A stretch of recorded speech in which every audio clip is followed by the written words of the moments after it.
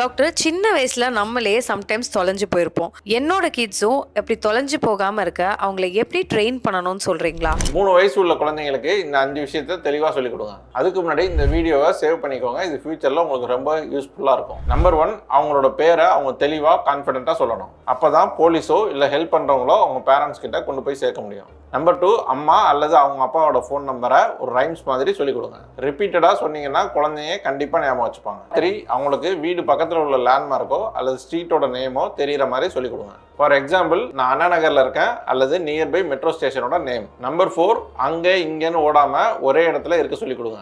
எங்கேயாவது தொலைஞ்சு போயிட்டா அம்மாவை லாஸ்ட்டாக எங்கே பார்த்தீங்களோ அந்த இடத்துல வந்து வெயிட் பண்ண சொல்லுங்கள். நம்பர் 5, யூனிஃபார்ம் போட்டிருக்க பீப்புள்கிட்ட ஹெல்ப் கேட்கறதுக்கு பழகி கொடுங்க. போலீஸ் அங்கிள், செக்யூரிட்டி அண்ணா, இந்த மாதிரி யூனிஃபார்ம் போட்டுக்கவங்கள்ட்ட ஹெல்ப் கேட்கறது ஸ்ட்ரேஞ்சர் பீப்புள்கிட்ட ஹெல்ப் கேட்கறத விட ரொம்ப சேஃப்னு சொல்லிக் கொடுங்க. இந்த வீடியோவை உங்கள் ஃப்ரெண்ட்ஸ் அண்ட் ஃபேமிலி கூட ஷேர் பண்ணி குழந்தைய சேஃபாக பார்த்துக்க சொல்லுங்கள்.